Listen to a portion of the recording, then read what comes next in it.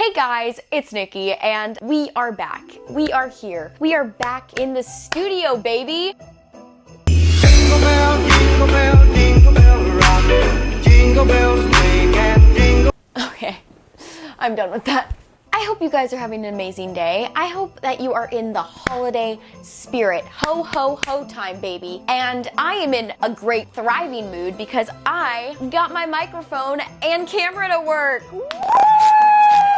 If you couldn't tell, I am just in all the crackhead energy energy. Today, I just wanted to really engulf myself in that Christmas energy. Just really suffocate myself in that. And what better way to do that than watch some Hallmark movies? They are pretty much the 5-minute crafts of TV. They push out more movies than I push out my missing assignments. I mean, their amazing catalog, endless holiday joy. I mean, even in the midst of a pandemic, they were able to release 23, let me repeat that, 23 movies. How?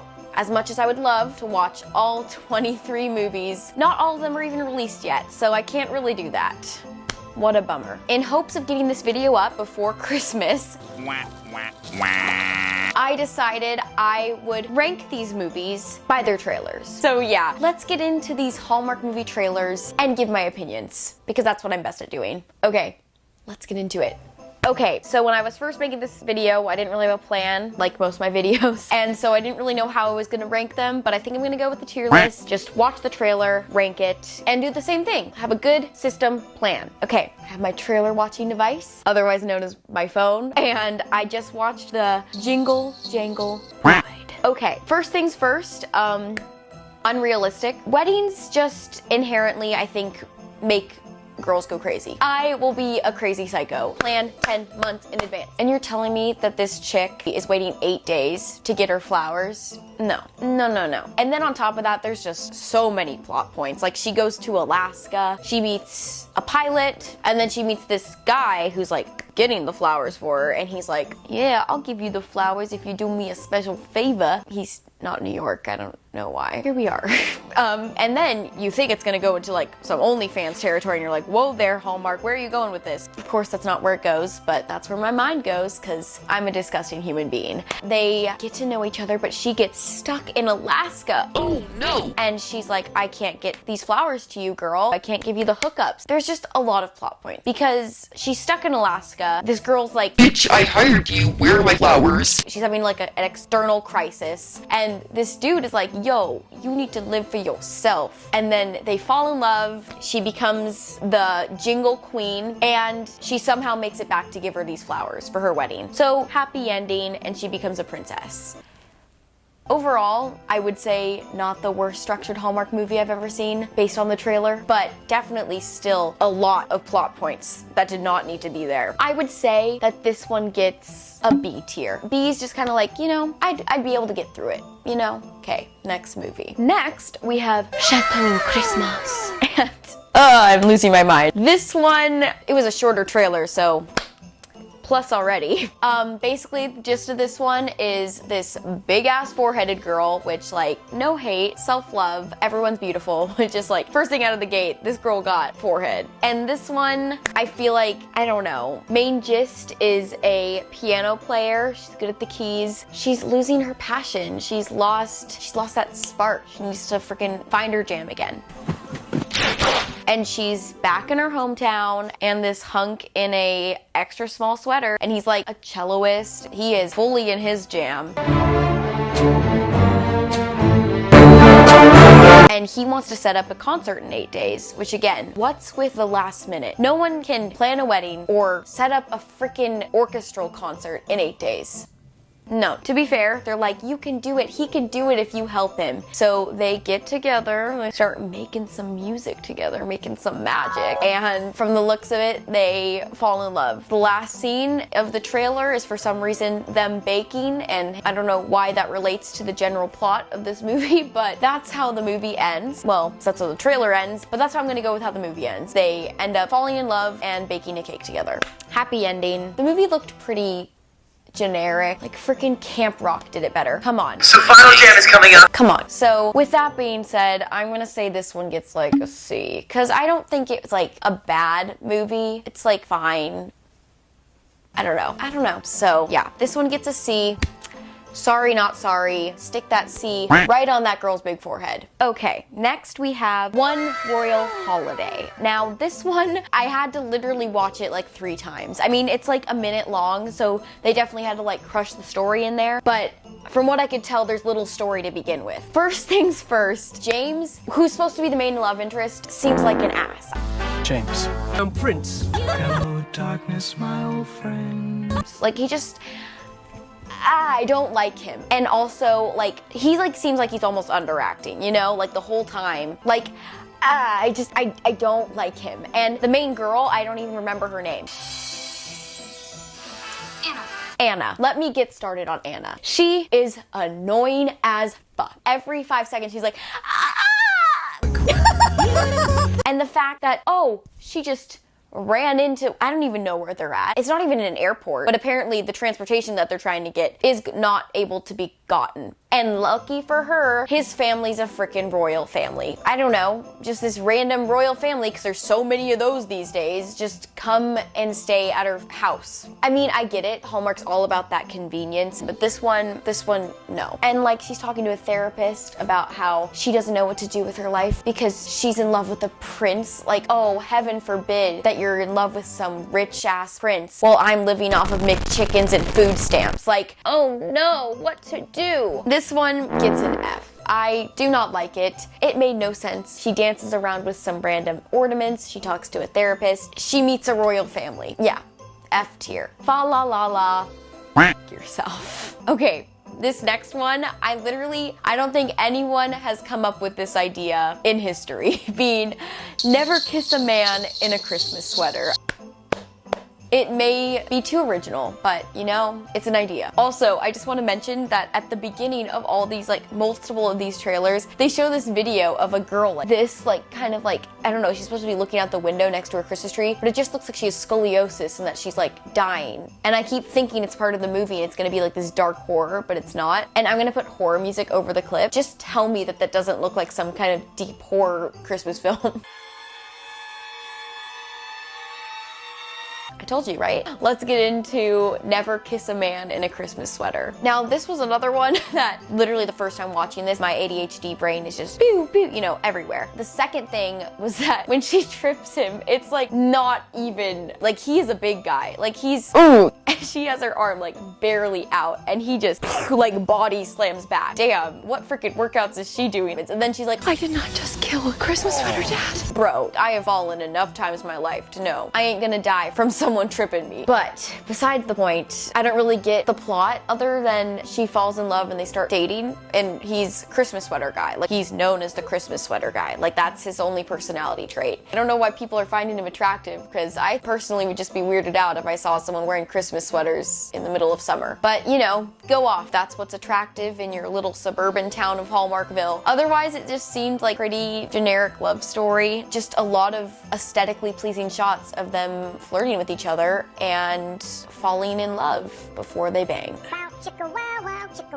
So this one gets a C for Christmas sweater. Even though I thought the title was creative, there could have been so many different stories and they just didn't do that. I don't know. Yeah. This one gets a C. That's all I gotta say. Christmas with the Darlings. Now, I had to look up a description for this one. So basically, from what I read from the description, it says, when an assistant gives her final notice, she is drawn into helping the charming younger brother of her wealthy boss as she looks after his orphaned nieces and nephew through Christmas. If that isn't a mouthful, I don't know what is. And it really does not explain that plot point through the trailer. I literally thought they were siblings falling in love and I was like, whoa, was not expecting this holiday season. But luckily it's not, they're not related. I guess I kind of figured that out from the race thing, but didn't click in my brain. Basically, the first thing that came into my mind was that this dude looks like a freaking discount Ben Affleck. Like besides that, they're just watching these kids and he's like, I guess not the best uncle. Like he's kind of like quirky. You can see that in like little scenes of him like getting milk on his mustache. Oh no. What? And she's just basic and like has no personality. She's like a board. you know. Definitely am not gonna watch this one, considering the trailer alone made me confused. So this one gets a D, because I don't think it's an F. Like, it didn't make me literally rage quit, but it definitely gave me enough confusion to not want to talk about it any more than I already have. There you go. We have gotten to the one that I have seen before. A Christmas in Vienna. It is a girl who has lost her passion for music and wants to give it all up, and this freaking Patrick Warburton ripoff who's like kind of a dick at first, and he like doesn't care for his kids, and she's watching his kids for some reason. Her sister's I don't know. Her sister is involved with his kids for some reason. She gives the daughter confidence to sing, which should not be giving confidence to this kid to sing. I'm a terrible person. Okay, I need to stop being an ass. In the trailer, they kind of just show her speech of how she's found love again, found her passion through music, and she kind of like gives him passion for his children again, which he should have already had, and he gives her passion for playing music. And yeah, that's kind of what they show in the trailer. It's pretty a bad trailer. The movie just was long. It was not good. I'm gonna give it an F. I know, just I don't have much to say other than this needs to go back to Vienna and not come back ever. No more. Go away. Okay, so if I said that, when I said the other ones confused me, I clearly was not ready for this one, which is A Timeless Christmas. First off, first scene of the trailer, you see this chick in a maid outfit. No, it is not 1930. No, thank you. Please check yourself. Let the maid wear jeans and a t-shirt. That's the first thing. And then this hunk man comes down the stairs and is like, "What are you people doing in my house?" So that was confusing. And then you find out, bang, big brain blast, that he's freaking from the past. I have to go back to 1903. You actually think you're from the past? I know so. If I was coming from the past, I'd be freaking the frick out. I'd be like, what the hell is a cell phone? What is this? I would be losing my shit. I think he, from the looks of it, is learning to live for the future. So yeah, I kind of don't blame him, because at least he won't die at 40 and will get better healthcare, so that's good. I didn't need Back to the Future to be part of my Christmas season, so this one, for that reason, gets a C. Not my cup of tea. Next movie. So this next one, the title, I was kind of first like, it's called A Nashville Christmas Carol. Yeehaw. At first, I was like, maybe not. Maybe keep your distance from me, but it kind of slaps. Knee slap in there.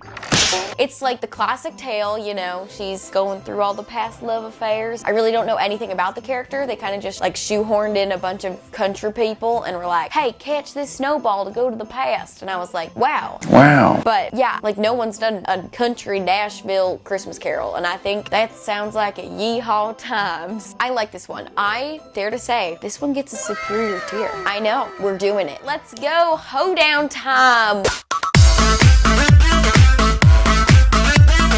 Woo! So yeah, this one, from the little that it gave me information-wise, gets superior tier. Let's go! Woo! The Christmas House. Now this one, I actually am like kind of connected to, because my acting coach is LGBTQ. He was auditioning for a Hallmark movie, and he was like, they didn't like him because he wasn't cheesy enough as an actor, but this might be the movie that he was auditioning for. He never told us the title. Hey, if you're watching my video, which you're probably not, and you're my coach, not gonna say your name, let me know. But anyways, besides that, this movie is pretty generic, besides that it's like an LGBTQ twist, which I think is awesome. Like, praise the equality, but it's basically my camera died. Let's get back into it. The story itself is pretty generic. Like, I feel like they could have created a better story. I think it's still cute. These two dudes visiting his boyfriend's, I think, I don't know if they're married, boyfriend's family, and they find out that they're selling the house. Like, big bummer, but kind of makes sense. And I'm pretty sure, even though it's not like completely implied in the story, that they're gonna end up buying the house at the end. Like, couples, big decision, not a very smart decision. It's a Hallmark movie. Money's not a problem, you know? They're going for it. That's literally all the trailer gives away, like, except some cringy family dinner scenes. But besides that, that's kind of like it. I don't know. I would say I'm gonna give it an A, because even though I think it's amazing that they're going for different types of love stories and they're being equality, I can't give it full superior tier. Like, I'm sorry. I can't. It didn't wow me enough.